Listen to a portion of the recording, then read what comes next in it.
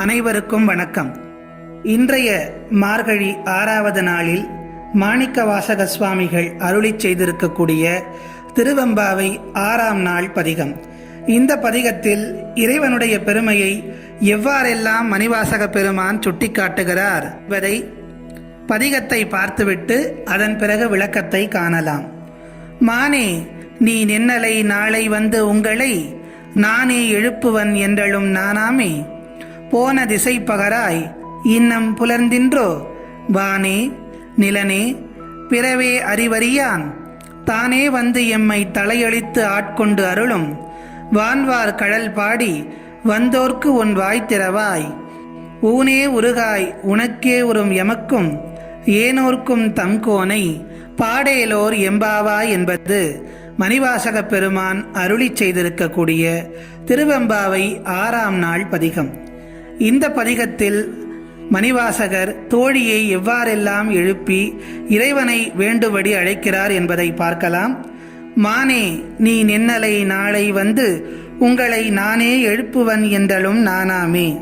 இந்த இடத்திலே மணிவாசக பெருமான் அந்த தோழி பெண்ணை ஒரு மானோடு ஒப்புமைப்படுத்தி காட்டுகின்றார். மானின் அழகிய நடையை கொண்ட நங்கையே, உங்களை நானே அதிகாலையில் எழுப்புவேன் என்று நேற்று உறுதி கூறினாய். மாறாக நாங்கள் வந்து உன்னை எழுப்பும் வண்ணம் இன்னும் உறங்கிக் கொண்டிருக்கின்றாய்.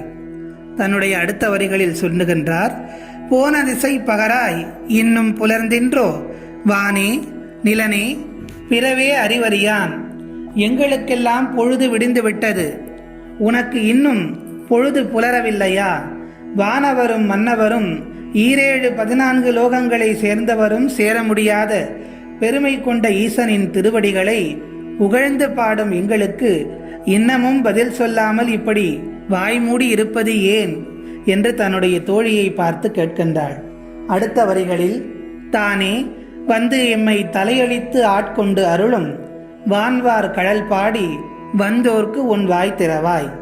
எவராலும் அறிய முடியாதவனும் வலிய வந்து நம்மை ஆட்கொண்டு அருளுபவனுமான இறைவனுடைய அழகான வீரக்கடல் அணிந்த திருவடிகளை பாடிக்கொண்டு வந்துள்ளோம்.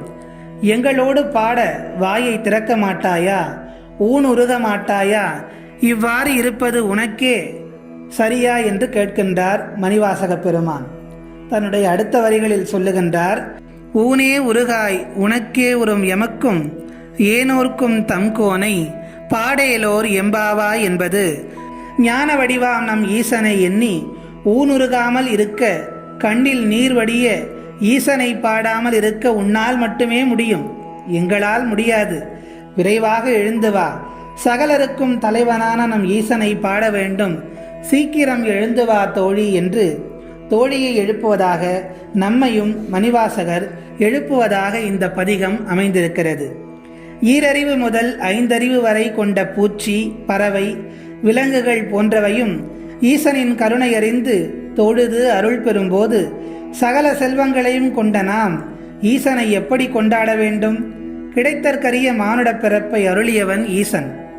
அந்த பிறப்பில் அவனை தொழுது ஆனந்தம் கொள்ள வேண்டாமா? மார்கழியின் வைகரை பொழுது மாண்புக்கு உரியது. இது ஈசனை தொழுவதற்கே உண்டான சிறப்பான காலம். எனவே காலதாமதம் செய்யாமல் நீராடி தூய ஆடை உடுத்தி நீரிட்டு மலர் சூடி குதூகலமான உள்ளத்தோடு நம் கண்ணுக்கு கண்ணான ஈசனை கொண்டாட விரைந்து வா. இறைவனை தனக்காக மட்டுமன்றி பிறருக்காகவும் வணங்க வேண்டும் என்பதை இந்த பாடல் அடிகள் உணர்த்துகின்றன. மேலும் வார்த்தைகளை விட செயலே உயர்ந்ததாக இருக்க வேண்டும். நேற்றைக்கு நான் வருகிறேன் என்று சொல்லிவிட்டு இன்று உறங்கக்கூடாது என்பதையும் இப்பாடல் சொல்லுகிறது. ஒன்றை சொல்லிவிட்டால் அதை செய்தே தீர வேண்டும். இல்லாவிட்டால் மற்றவர்களின் கேலி நிலைக்கு ஆளாகி தலை குனிய நேரிடும் என்பதை இந்த பதிகம் நமக்கெல்லாம் உணர்த்துகிறது. மீண்டும் திருவெம்பாவை பதிகம் 7இல் உங்கள் அனைவரையும் சந்திக்கிறேன். அதுவரை நன்றி, வணக்கம்.